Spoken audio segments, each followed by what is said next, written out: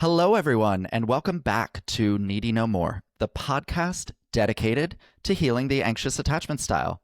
I'm your host, anxious attachment style coach and author, Chris Ratcliffe. I've helped thousands of people across 6 continents to end the cycle of anxious attachment through my books, workshops, digital downloads, and coaching program. I'm excited to carry on that mission here on the podcast, sharing tools and techniques, principles, and practices for you to explore on your journey to growing more secure. Welcome back to the show, everyone. I'm excited to get into today's episode. We have a very special guest.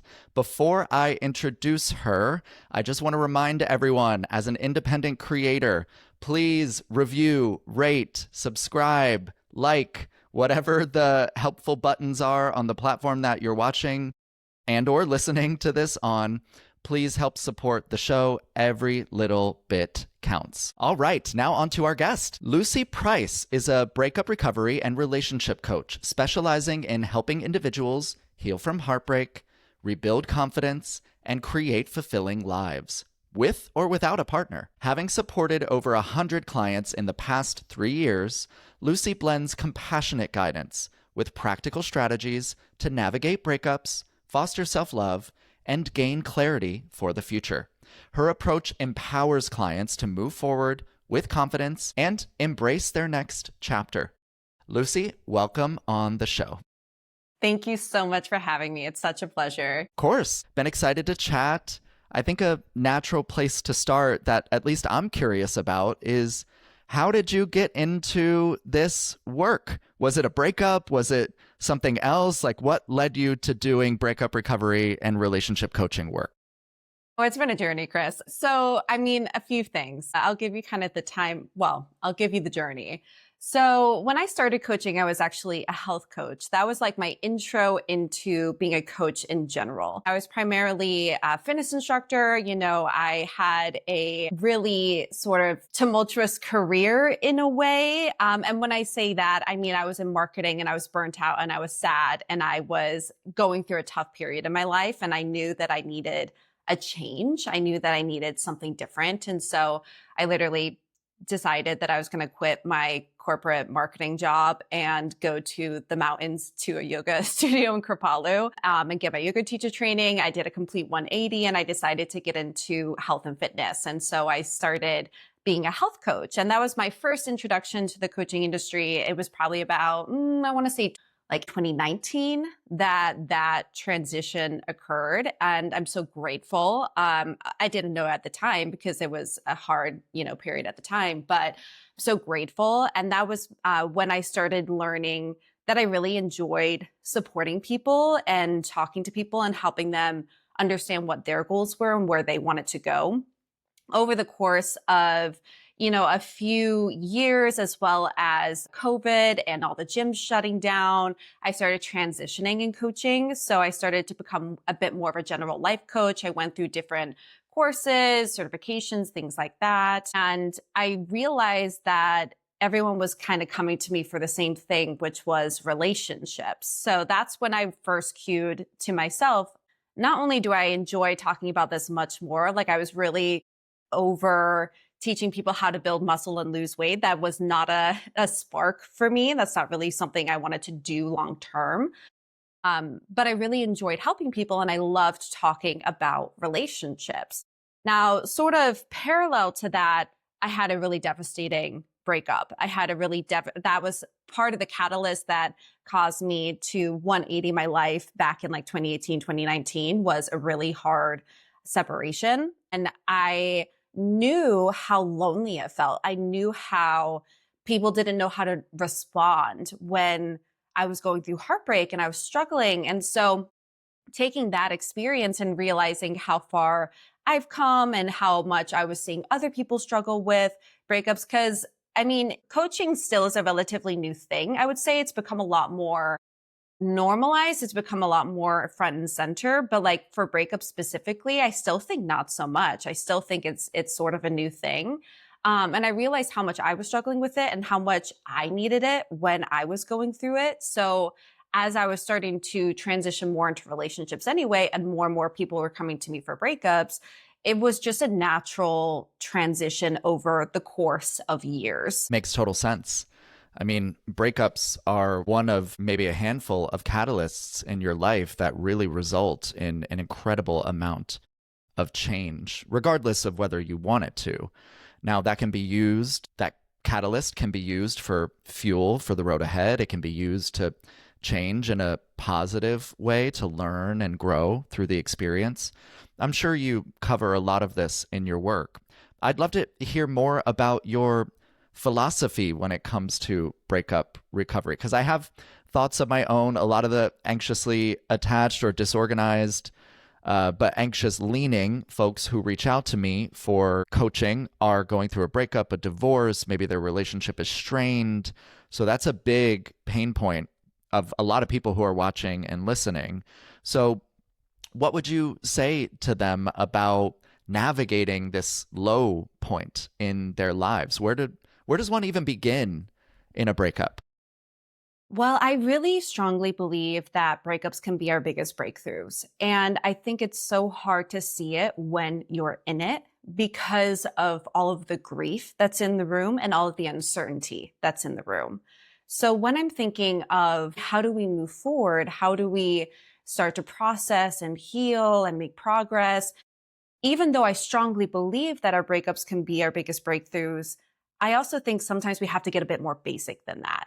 Because if we start jumping to, oh, I need to completely reinvent myself, this is going to be, the biggest change, sometimes it almost feels too far away. It feels too unattainable, especially I think if you lean into more of the anxious attachment style, because so much of your sense of security, your sense of validation, your sense of connection was in part coming from your relationship with your ex. And so I think sometimes we have to slow down to speed up. We have to go back to basics, and we have to allow ourselves, the basic foundations of, am I eating? Am I sleeping? Am I learning how to cope? Am I learning how to emotionally regulate? Am I feeling my emotions? Am I looking after my body, looking after my mind, and all of those more basic things that aren't flashy, that really aren't the thing where, they're eye-catching or the things we're posting on social media. I think sometimes we have to go back to those basics in order to create a foundation that then we can move towards the breakthrough. Because I'm curious if you experience this with your clients, Chris, but a lot of people will come to me and they'll say, like, it just doesn't even seem possible to move. Like, I don't think I can get over my ex. It doesn't even seem possible to create this big, beautiful life that everyone's telling me I'm going to create. Like, that just feels so out of reach.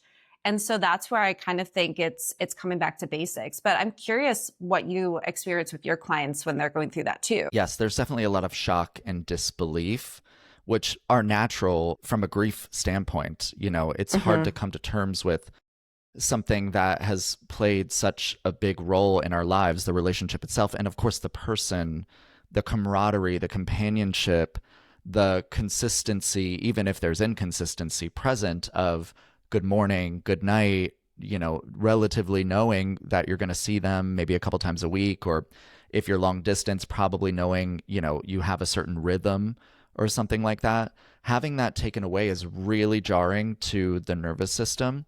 So it's natural that folks experience that fear of what I call stagnation, or just remaining stuck. A lot of that is rooted in shame. A lot of it is rooted in guilt as well.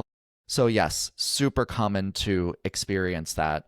And of course, our role as practitioners is to meet them where they are, meet our clients where they are, but also help to expand their perspective so that they can see there is a bigger, brighter, grander vision beyond the myopic perspective that you might be holding at the moment. And as folks who aren't feeling that grief, but are sitting with other people in it, we can help to expand around it. My perspective about grief has always been that it doesn't necessarily get smaller, the grief itself, but we learn to expand around it.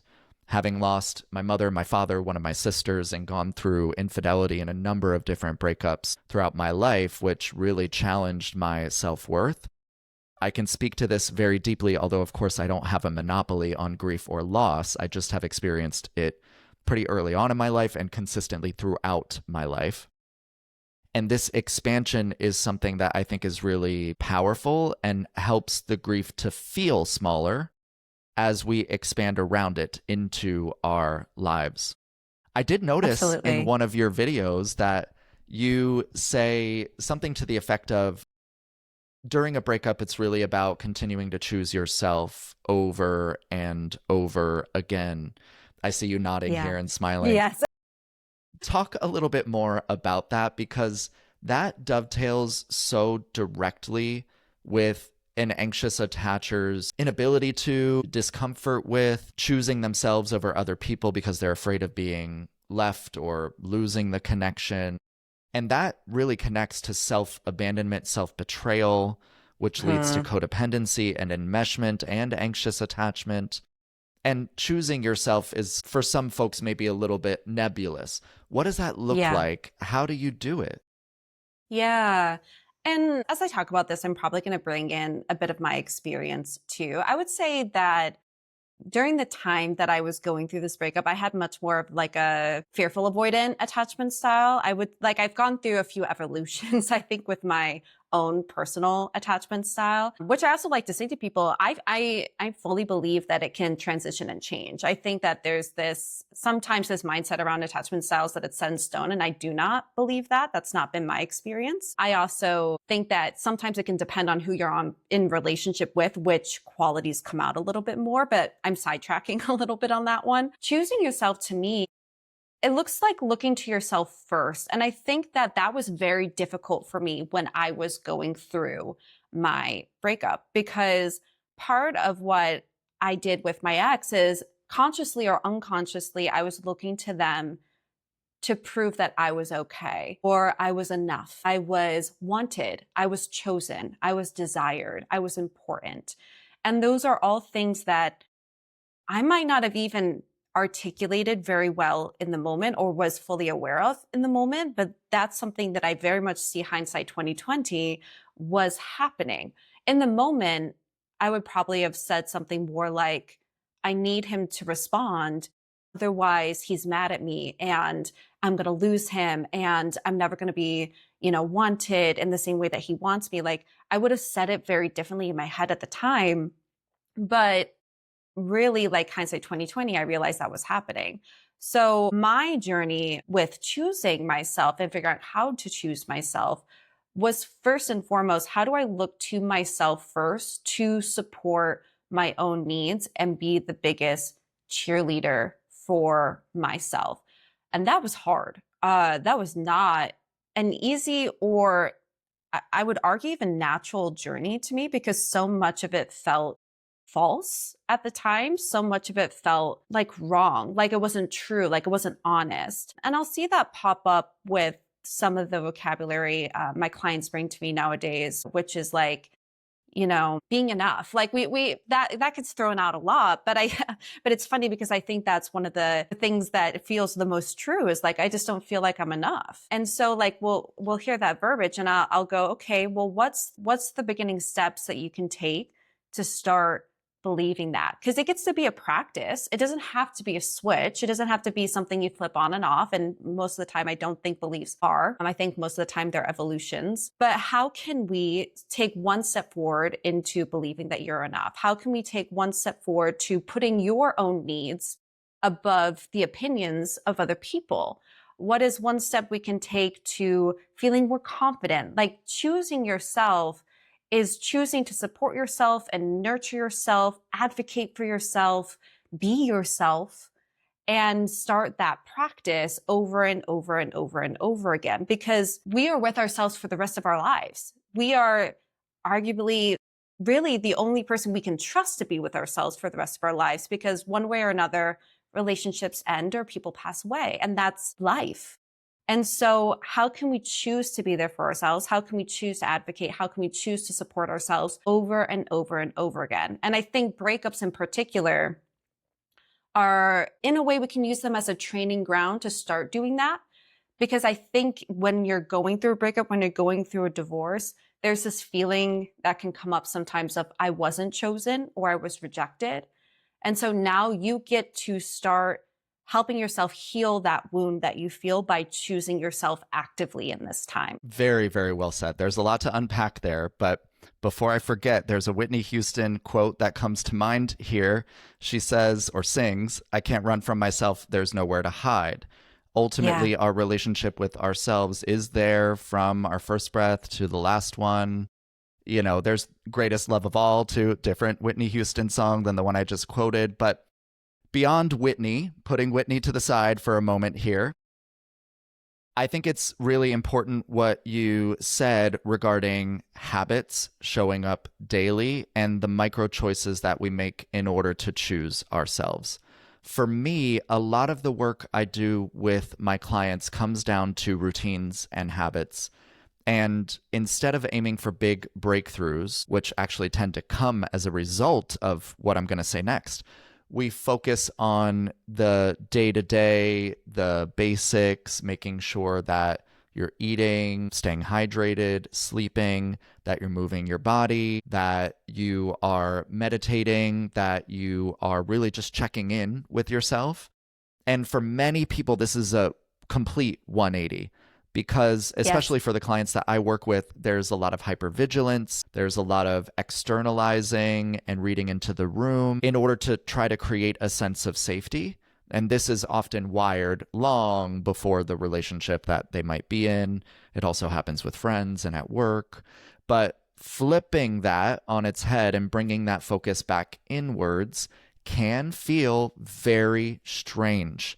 It's very unfamiliar to a nervous system that over time has grown dysregulated and learned to have to read into the room. And I use air quotes with have to because you Yeah. don't actually have to. You just feel like that's what's going to help you to create the safety that you feel is lacking.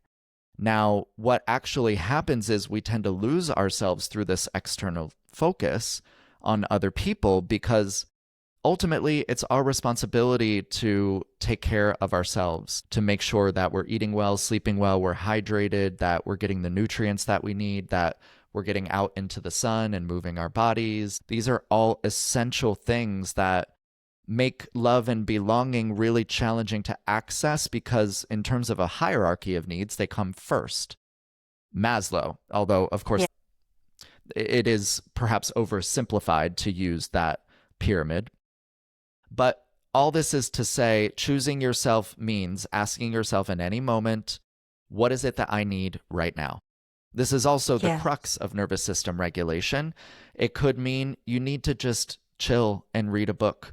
It could mean that you've been moving at hyper speed and that you have been so concerned about what your best friend is doing or how they're going to perceive your breakup, that you're stalking your ex on social media and writing them letters and almost reaching out, but then not.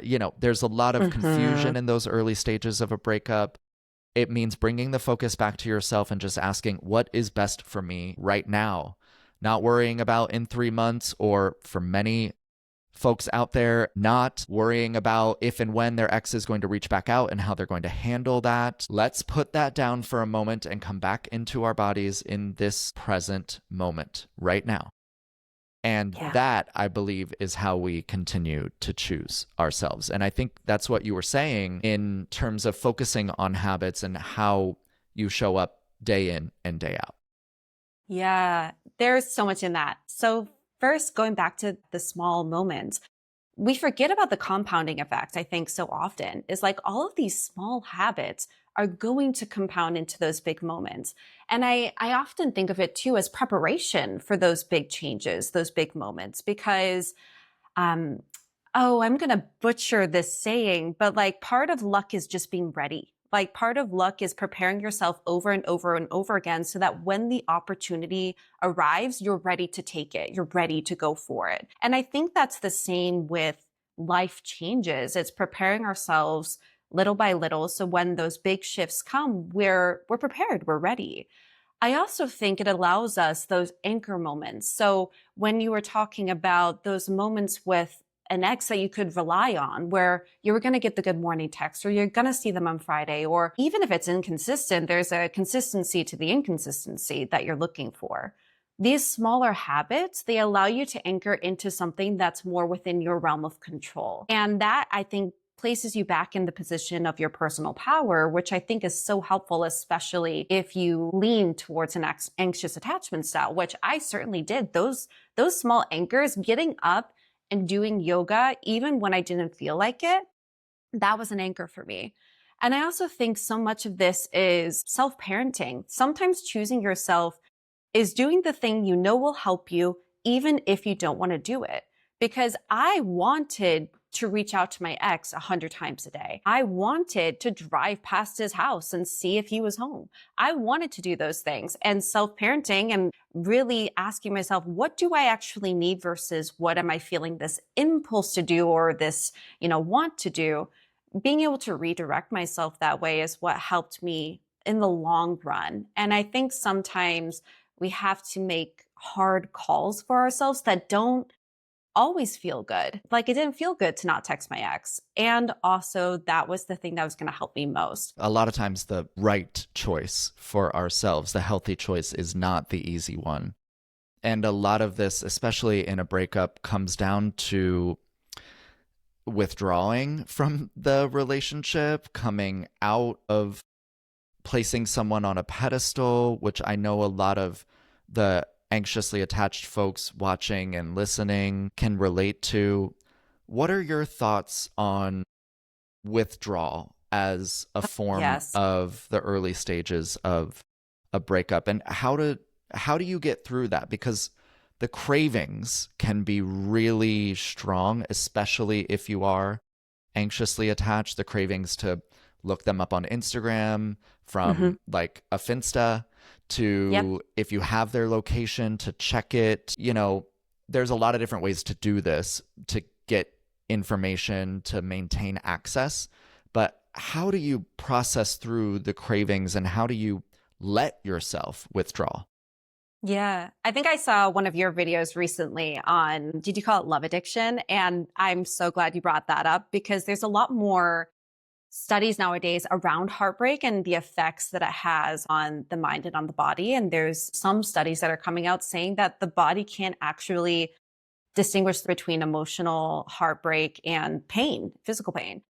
There, again, I think there's a lot more to be researched, but even just that really made me start thinking about, well, what are the effects that are chemically happening in our brains when we're going through heartbreak? So when we look at withdrawal from a breakup, one of the things we're looking at is you got dopamine, serotonin, oxytocin, all of those happy connecting hormones in part from your relationship. And so when that relationship ends, your brain freaks out. Your brain's like, well, where's the dopamine? Where's the serotonin? Where's the oxytocin? I used to get that from my ex, so I need to text my ex to get that. Like, I need to get back with them, be around them. And I think that when we're going through that, it really does have a physical effect. That's where it is harder to fall asleep. A lot of people say they struggle with appetite. I know my appetite went way down when I was going through heartbreak. I didn't want to eat anything. I felt nauseous consistently.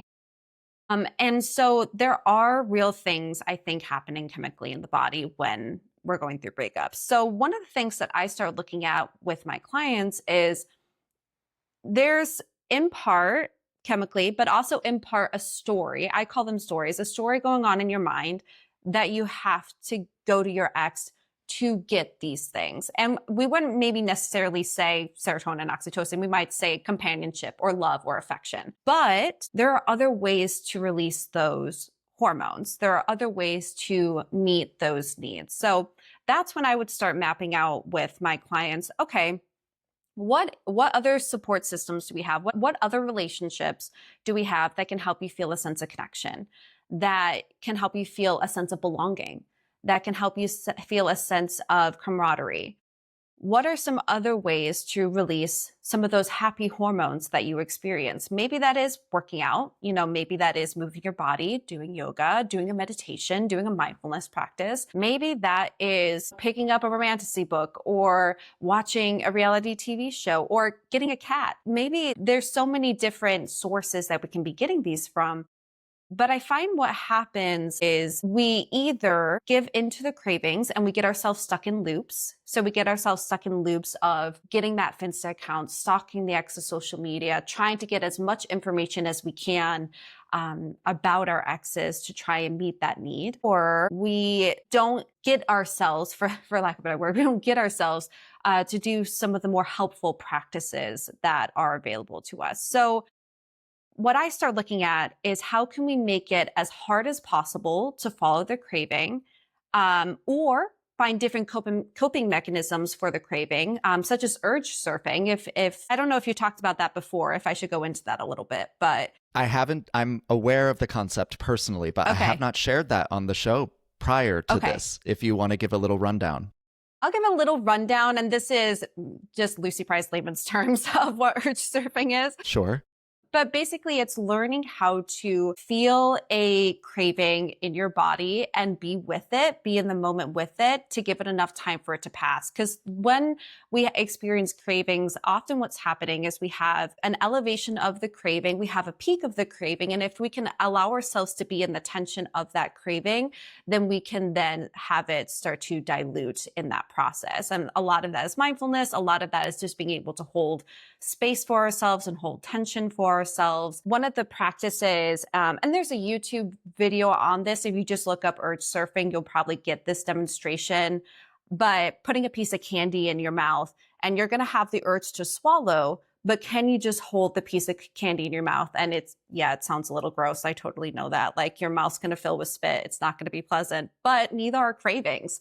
And so that's a way to practice being able to hold the urge to swallow and instead like be present, be mindful, be in your body, experience discomfort, and then let it go. And you can notice those peaks and valleys when you go through that practice. So bringing it back to breakups, one of the things I do is I'll teach my clients around urge surfing and how to allow yourself to hold the tension of wanting to reach out, the tension of wanting to reconnect, allow that craving to fade. So that's one way to do it. But the other way to do it is making it as hard as possible for you to follow through with those impulses. So for example, I'll give a personal example. I'm going through a health kick right now. This is just like something I'm going through for myself.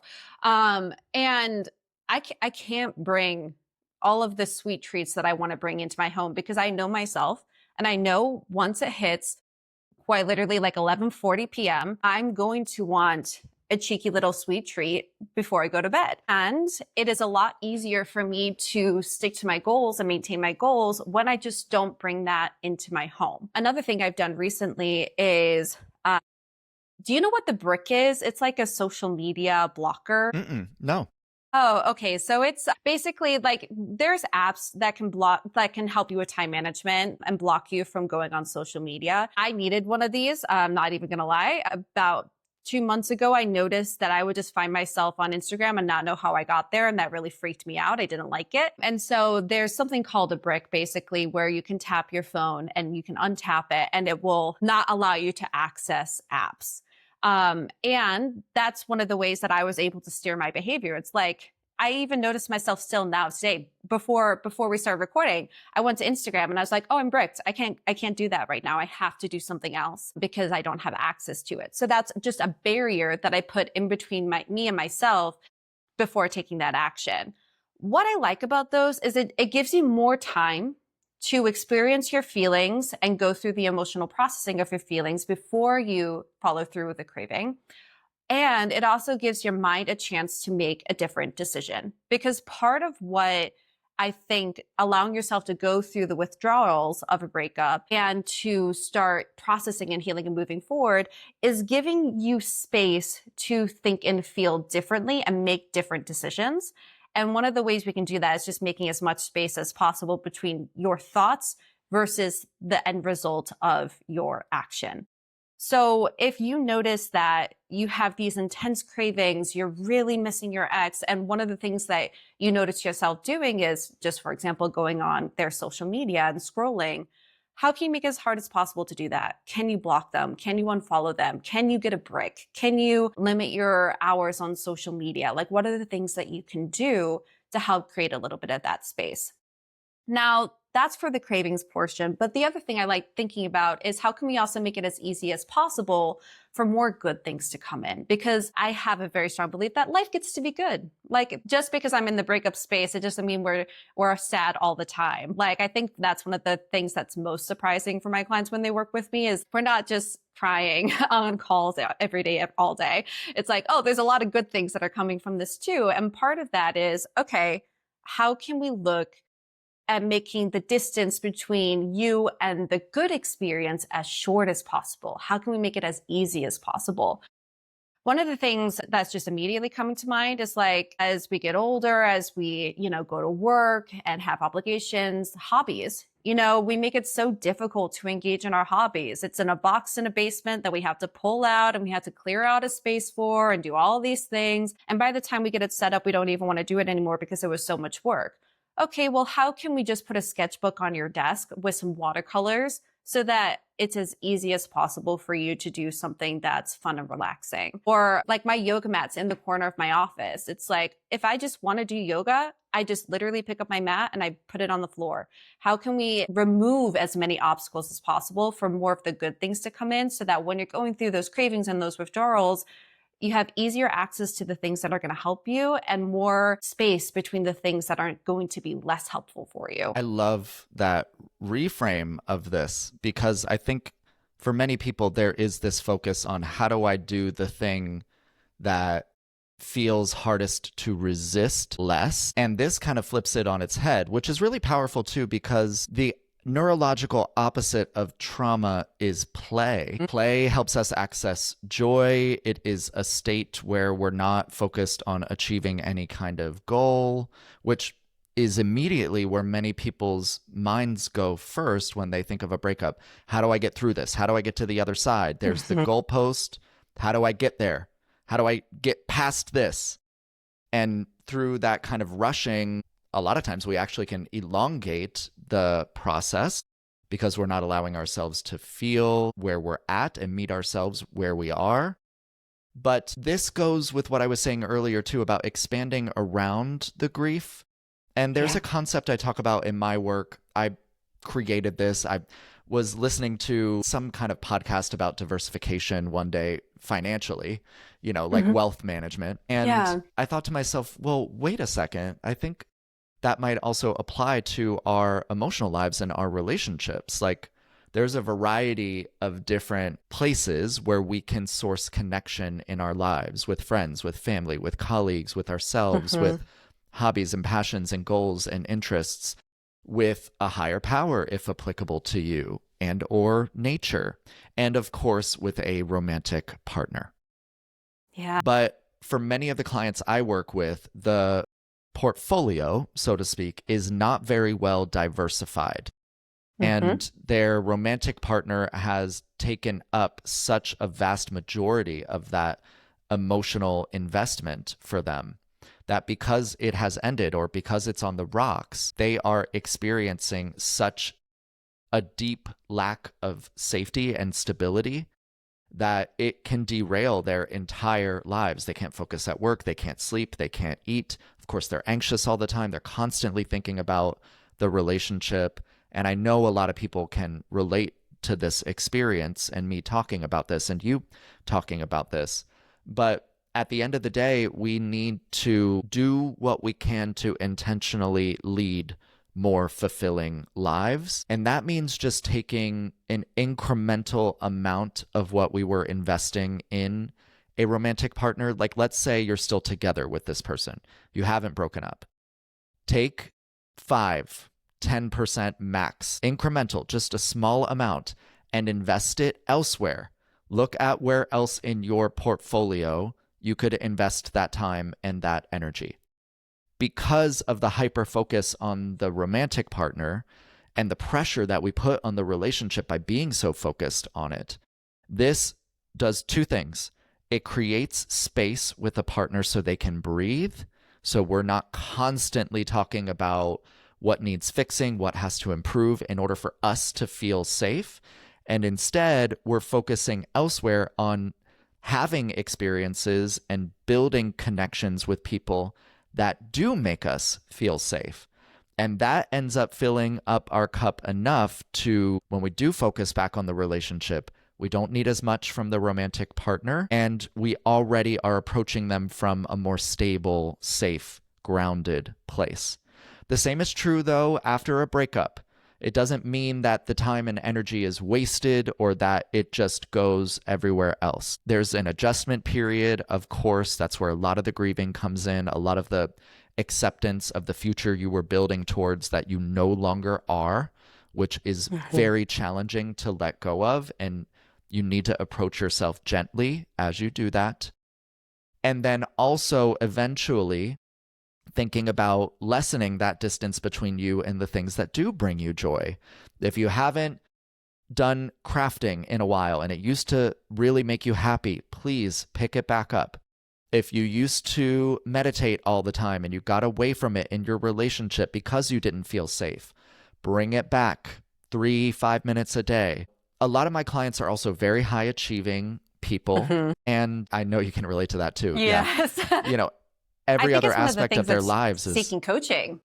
Yeah. Well, yeah, of course. Yes. And wanting to improve too, Right. But taking some of that energy and focusing it in the areas where maybe you've let go of and feel like maybe you've lost some of yourself in the process helps you to find your way back to who you were. And that can be really grounding in a time of going through a breakup. I really appreciate you bringing up the diversification piece. One of the things you reminded me of, like, I think you mentioned shame earlier and the effects of shame. And the thing about shame that I see happen in breakups is they keep you stuck. Like, the more you shame yourself for not being perfect at something or still wanting to get back together with them or missing them, like, that creates a lot of resistance. And that's where I think it's necessary in a lot of ways to think about the play, to think about the good that you can incorporate into your life too. And in saying that, as we talk about diversification of friend groups, our society is not really set up to support this. So cut yourself some slack too. And that doesn't mean don't diversify your community and your friendships and your relationships, because it's so important to do that. One of the things that happened to me in my big breakup that I reference, I lost friends. I lost friends in that breakup. And I think that's an experience that a lot of people go through when you have a shared friend group with somebody. People start taking sides, or people just don't want to engage with you because they don't want to upset the apple cart or whatever it is. And that's heartbreaking and heart-wrenching in a different way, because there's these other relationships that are now maybe struggling in the breakup. So I had to go through like a very personal journey of recreating community and recreating companionship and friendship. And now that I'm in a relationship, it taught me a lot about needing that for myself, regardless of having my person, like regardless of being in that relationship. And I think that there's so many things in society that can make it hard to set up those relationships, in terms of like the reduction of third spaces or having pay barriers to all of these activities that are present. Like, it costs resources in order to do some of these things. But that doesn't have to stop you at the same time. So for example, one of the things that I did to start rebuilding community, I went to a weekly knitting group. I'm a little old lady sometimes, and I love it. I sit with an amazing group of people. We talk about everything and nothing. Meet up every Monday after we're done recording. That's on my docket for tonight. And they've become some great friends who show up for birthday parties and show up for events. And so there are ways to start rebuilding and reforming community. One of the ways that I think we have to do that, though, is by starting to seek it. And I think that's where we have to overcome some of the limitations that consciously or unconsciously we feel from society. Like, for example, I think there's a lot of verbiage around your partner is supposed to be everything for you. Your partner is supposed to be your confidant, your most trusted advisor, your best friend, your lover, the most amazing thing. And it's like, that's humanly impossible. Like my partner, he's great. He's never going to have a gossip with me like my girls will. Like it's just not going to happen. And I can't expect that of him. He's great. I need other relationships to support me in different ways. And this is something that I think once we can start thinking that way and we start acting in accordance with that, everything becomes more enjoyable. And it's making me just think of multiple streams of income. But like we have multiple streams of connection. We have multiple streams of companionship and support. And I think that's necessary. So it's not all your fault if you don't have people around you. I wanted to just speak to like, yes, there are real things that, whether that's by the ideas of society or the actual setup of society, yes, there are barriers, but there are also ways to overcome it. And when you do overcome it, it's going to only help you and fulfill you in the long run, especially when you get into your next relationship, if that's what you choose to do. Amen to all of that. The multiple streams of connection. I've never characterized it like that. Multiple streams of connection. I do love that. Yeah, that's great. We'll have to take it. Right. We'll have to run with that. Yeah, we will. We will. I want to get into a bit of a speed round as we start to get closer to the end of today's episode. There are a few topics we haven't gotten to yet that I want to, but I want to do so quickly. First, what do you have to say to people that say that time heals all? I personally don't believe that to be true. I think time is a container in which we have the ability to think differently, process our feelings, and make different choices. I think that takes time. I think it takes time to feel. I think it takes time to change our thoughts. I think it takes time to process our emotions. But I've met people who have gone over an ex in 5 months, people who feel like they're not over their ex 5 years later. And so I just don't think time is the thing that distinguishes it. I think it's what we do with our time that distinguish how quickly or how long it takes to get over an ex. Well said. And there might be a part of you that always craves or thinks about that person or reflects on that relationship.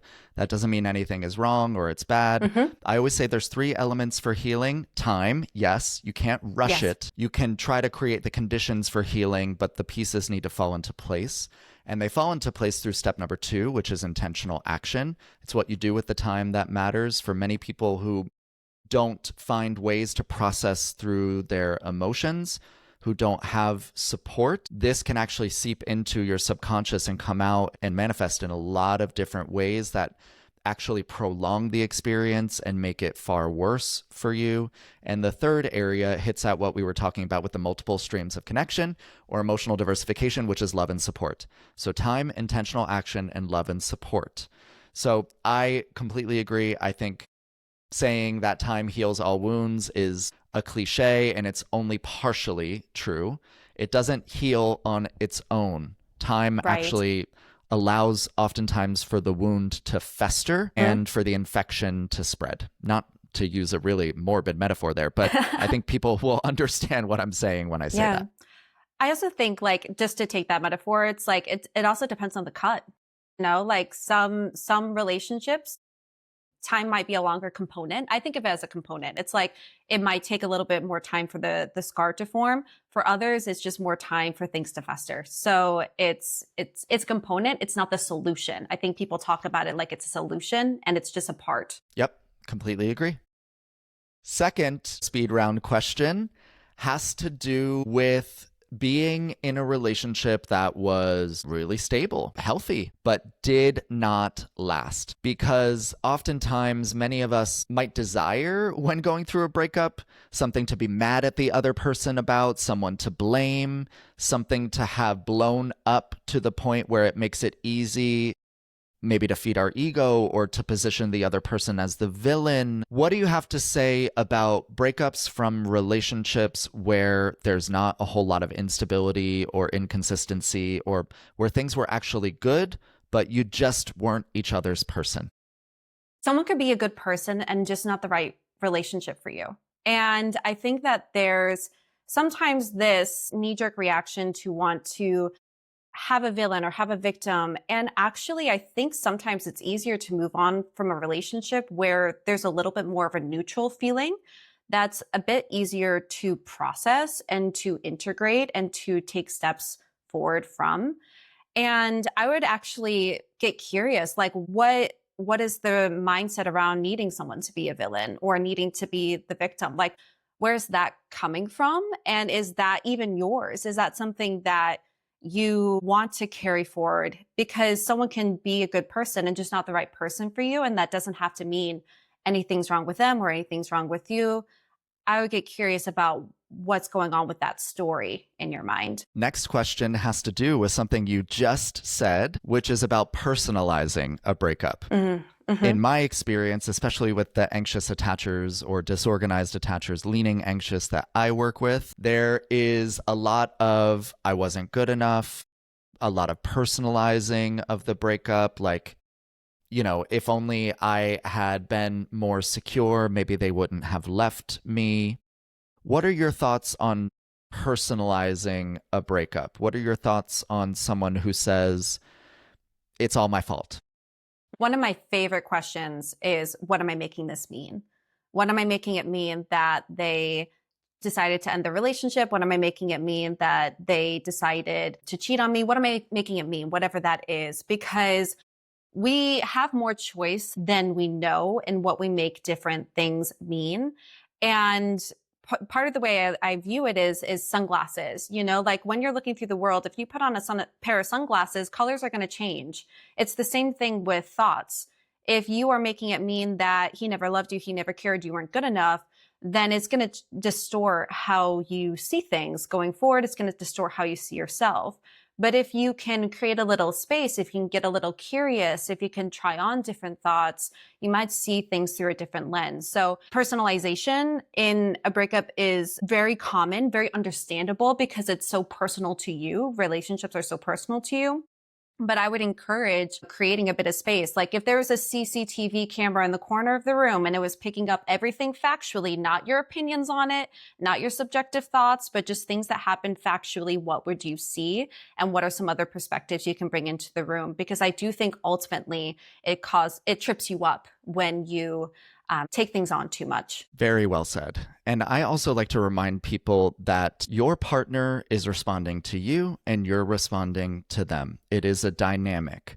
So to say that it's all your fault completely dismisses the role of the other person there. Relationships ultimately are a reflection of what we bring to each other and the level of safety and security that may or may not be present. And of course, there might be room for improvement for you personally, but shaming yourself, thinking that if you were different, if only you had discovered your attachment style or known your love languages or were more secure, that maybe you could have saved the relationship is ultimately a form of bargaining. That is a stage of grief. So please recognize it's okay to think these things. It's okay to be in that space, but it is a very limited perspective to hold. Yeah. So expanding beyond that is incredibly important. It just reminded me of this TV show I saw. It's I think Korean game show called The Devil's Plan. And in one of the scenes, they saw a dynamic play out where one of the players felt very betrayed by someone else. But when they played back the video, they saw that the situation was completely different than that person originally interpreted as. And that was one of those click moments for me of we don't have the full picture. We have our perspective. It's like reading a book from a character's point of view. We have their perspectives. We don't know what the other characters are thinking. We don't know the other dynamics that are going on in society or the room. And so it's really easy to get hooked on to a perspective because it's how you're seeing the world. But the more space we can create, I think the better off we're going to be because there are different dynamics at play inherently in a relationship. Do you think closure is something we give ourselves, something we get from someone else, or does it just completely depend on the circumstances? I believe that we create our own closure. When we look at the root of closure, it is acceptance that something has ended and a satisfying ending. And a lot of the times I'll have clients say, well, if they had just answered my question, if they had just had another conversation with me, I would have gotten closure. And one of the things we talk about is, okay, well, you could have gotten all the answers to your questions and you could still have more questions. You could have had the conversation and felt like they were lying or weren't giving you a good enough reason to end the relationship. So it's easy to think that closure is going to come from someone or something outside of yourself. But what I see over and over and over again is it's something that we create. It's something that we create with how we think about something, how we emotionally process something, and finding our own way to accept that the relationship has ended. Maybe we didn't want it to end, but finding acceptance that it has happened. Woo! Powerful stuff there. Yes, I agree about closure. I think it's a gift that we give ourselves. And one of the reasons for that is oftentimes the clarity we're seeking from other people, they may or may not possess to be able to provide to us. And so seeking it out oftentimes can be rewounding, because especially if there were any unsafe or inconsistent dynamics or insecure dynamics, which for my clients is very prevalent, then they can rewound themselves by going to someone who might not have the self-awareness, who might not possess the clarity or the aptitude emotionally to be able to get to that place and to say something that is satisfying for them, that is able to give them peace and help them find acceptance. I believe this is something we help ourselves to find by recognizing that we can give ourselves the clarity without starting the withdrawal process completely over. Yeah, absolutely. 100%. Woo! What a wonderful episode and conversation today. How can people find you, Lucy? You can find me on Instagram, lucy.m.price. I'm also there on TikTok, Pinterest, you name it, I'm there. And then also my podcast, Breakups and Breakthroughs. Okay, so Which we'll have to have you on. You should totally come on if you want to, Chris. I'd love to come on. Yes, I've loved this conversation. I'm sure we could talk about breakups and attachment and relationships until the cows come home. So yes, absolutely. Truly.